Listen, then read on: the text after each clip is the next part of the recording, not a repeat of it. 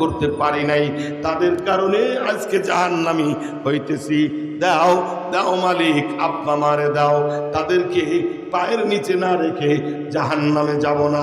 পাগল রে, এ কথা আমি কই না, কে কইছি? জোরে কান কে বলেছে? আল্লাহ। ঠান্ডা এর কি খায়?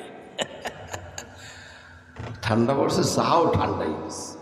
মুসলমানও ঠান্ডা, চাও ঠান্ডা। কতক্ষণ ঠিক না?